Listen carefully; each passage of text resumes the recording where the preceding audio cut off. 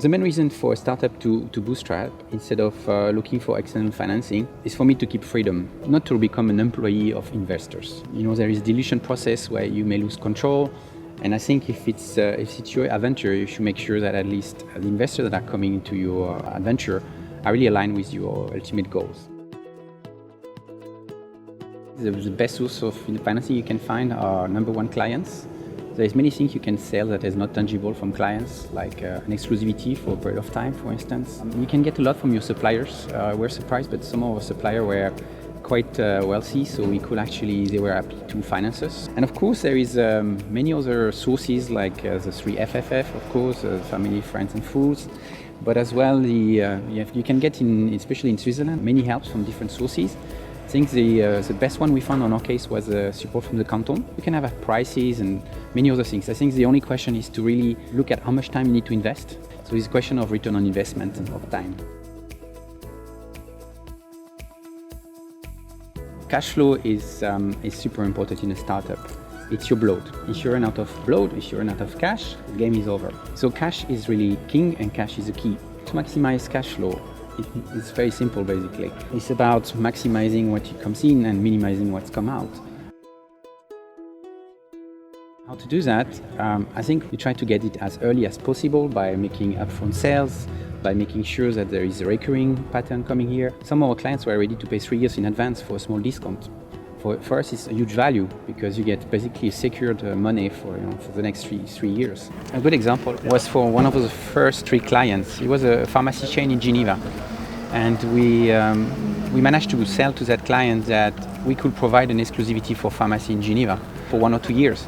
And this is absolutely no cost for us, right? And what was the chance for us to sell another pharmacy chain in Geneva, in the first 1 or 2 years? Quite a good cash in.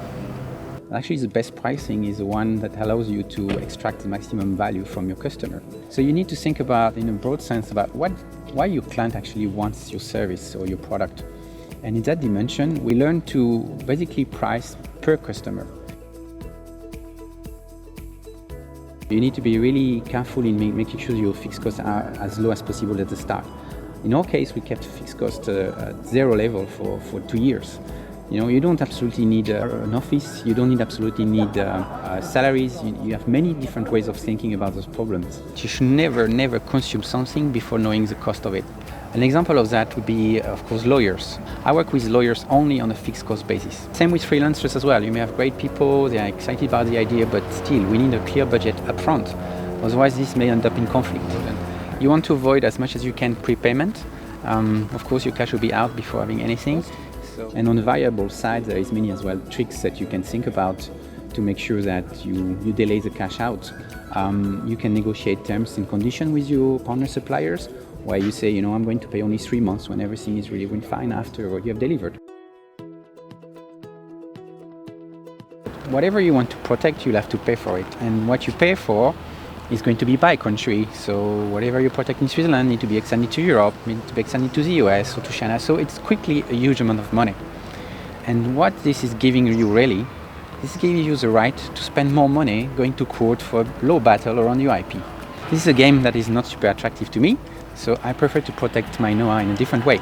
We give access to some information to our client, but not everything. We give really full access to the client that we really believe are key to us. So we have different level of presentation offers that we bring to clients. It's a way we protect our know-how to avoid that the first offer you send out will be just ending up in your competitor hands. I think it's very important to share passion even with your suppliers. We call not even them suppliers but partners, because they are so important for you when you are a startup. You cannot say everything, of course, but I think it's quite easy to have a kind of company news that you send time to time. Suppliers are very happy to hear that their product will be deployed in the US, or that you have been winning a large volume of clients, and you want as well to make sure that if there is any quality or time problem, you pay only once everything has been solved.